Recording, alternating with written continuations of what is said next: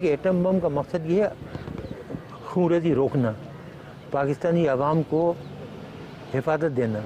اس کا مقصد صرف یہ تھا کہ آپ محفوظ رہیں اور اپنی معاشی ترقی پر دھیان دیں۔ بدقسمتی سے سب چور لٹیرے آئے اور اس سے فائدہ نہیں اٹھایا، ملک کا جو حشر کیا وہ آپ کے سامنے ہے۔ ایک طرف سے جب آپ کو ڈیفنس سے بے فکری ہو جاتی تو آپ کو یہ چاہیے تھا کہ ملک کی ترقی پر دھیان دیتے، تعلیم، معاشی ترقی، صنعتی ترقی، یہ سب چیزیں ہوتی ہیں، لیکن اس پہ دھیان نہیں دیا گیا نا۔ کتابیں کس طرح کی پڑھتے ہیں؟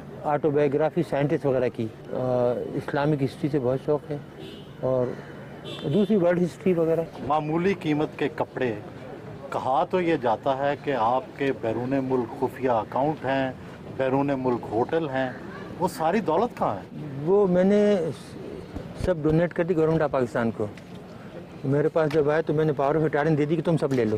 کیا یہ ایسے الزامات ہیں؟ جھوٹے پکے اول درجے کے۔ میں نے آپ کو بتایا نا کہ جتنے منافق اور جھوٹے اس قوم میں ملیں گے آپ کو، خاص طور سے حکمرانوں میں نہیں، اور کہیں نہیں ملیں گے۔ ہم لوگ جو ہمیں جانتے ہیں، ہمارے ساتھ کام کرنے والے 30 برس سے گھر والے، ان سے پوچھ لیں کہ جتنی سادہ زندگی ہم گزارتے ہیں، جتنا سادہ ہم کھانا کھاتے ہیں، جتنی ایمانداری سے ہم نے کام کیا، آج تک سرکاری چیز یوز نہیں کی۔ اگر دفتر کا آدمی آیا تو اس سے کام لیا تو اس کو ہمیشہ 500 روپے دیے۔ ڈاکٹر صاحب کتنی پینشن ملتی رہی آپ کو؟ پہلے تو ملتی تھی 4467 روپے، ابھی 19,000 ہو گئی۔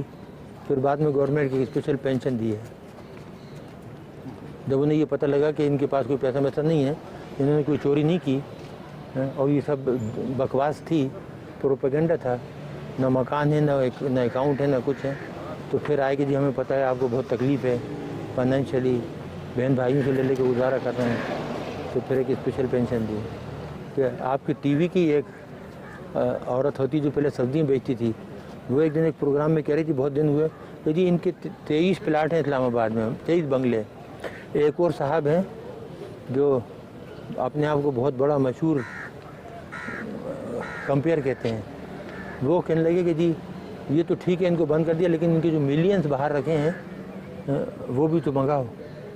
تو کتنے پلاٹ آپ کے ہیں اسلام آباد میں؟ پورا اسلام آباد، پورا پاکستان میرا ہے۔ نہیں ویسے جہاں جیسے آپ کی ذاتی ملکیت کتنے ہیں؟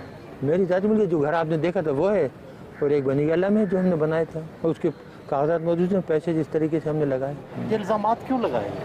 اس ملک میں جھوٹ بولنا، دروغ گوئی تو کامن ہے نا، جس پہ جو چاہے الزام لگا دو۔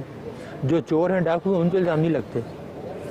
وہ ساہوکار ہوتے، ان کی صفائی پیش ہوتی ہے کہ نہیں وہ تو بہت ہی ایماندار ہیں، نومولود بچے کی طرح ہیں۔ ایٹمی ملک پاکستان میں ہر طرف لوڈ شیڈنگ کے اندھیرے ہیں، کیا نیوکلیئر توانائی سے یہ مسئلہ حل ہو سکتا ہے؟ یہ ہو سکتا تھا بہت، لیکن اگر آپ کرنا چاہیں، کوئی کام بھی آپ کرنا چاہیں تو اس کو آپ نیشنل لیول پہ لیں، نیشنل پالیسی بنائیں، گائیڈ کرنے والے صحیح ہوں، لیکن جہاں چیزیں جاہلوں کے ہاتھ میں ہوں وہ کچھ کر سکتے ہیں۔ نہیں، کیا طریقہ ہے؟ کوئی شارٹ کٹ ہے؟ شارٹ کٹ دیکھیے، طریقے بہت سے ہیں، لیکن اب ہم نے قسم کھائی ہے کہ اس ملک کو کچھ نہیں بتائیں گے۔ جو ہم نے بتایا اس کا جو صلہ ملا نا، اب اس کے بعد کوئی سلوشن، کوئی حل نہیں بتائیں گے کسی کو۔ آپ ناراض ہیں لوگوں سے؟ یہ لوگوں سے تو ناراض نہیں ہے، لیکن احسان فراموش سے تو نمک حراموں سے ناراض ہیں۔ عوام سے ناراض نہیں ہے، عوام تو بیچارے بہت محبت دیتے ہیں۔ آپ نے خود ابھی میری بیگم کو دیکھا، سیدھی سادھی بیچاری کن جاتی، کتنے غصے میں آئی وہ، جس کے ساتھ یہ ہو کہ 6.5 سال سے بند رکھا ہے، بچی کو نہیں آنے دیتے، ملنے نہیں دیتے۔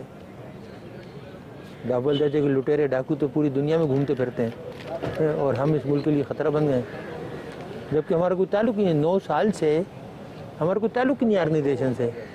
غیر ملکی اخبارات میں آتا ہے کہ ٹمبکٹو میں آپ کا کوئی ہوٹل بھی ہے؟ یہ بالکل ہوٹل ہے، ہمارا تو نہیں ہے۔ ہم نے تو ایک غریب کو بنا کے دیا تھا بیچارے کا، وہ بہت غریب تھا، مسلمان تھا، بہت غریب لوگ ہیں۔ ہم سب نے مل کے 8-10 آدمیوں نے چندہ کر کے، تو تقریباً $50,000 تھے، اس کو وہاں اس نے جگہ لی تھی اور اس نے بنایا۔ اگر ہمارا تو ہمارے پاس وہاں سے پیسے آتے کہ نہیں آتے، اور ہمیں وہاں بنانے کی ضرورت پڑی تھی۔ اگر ہمیں بنانا ہوتا تو یہاں اسلام آباد میں 1-2 گھر خرید کے اس سے آمدنی نہیں کماتے۔ ڈاکٹر صاحب زندگی میں کسی بات کا پچھتاوا بھی ہے؟ اس قوم کے لیے کام کرنے کا یہ ہوتا ہے، کبھی کبھی آدمی سوچتا ہے نا کہ کوئی اور کام کرتا، تعلیم کی طرف دھیان دیتا بجائے یہ کام کرنے کے نا، एजुकेशन की तरफ प्रोफेसर बन जाता। मेरे पास बहुत बहुत पेशकशें थी, लेकिन एकदम ये जब हिंदुस्तान ने धमाके किया तो 74 का, तो फिर मैंने देखा कि पाकिस्तान का जो वजूद है ख़तरे में पड़ गया है, तो इसलिए वो काम छोड़ के तो इधर आ गया।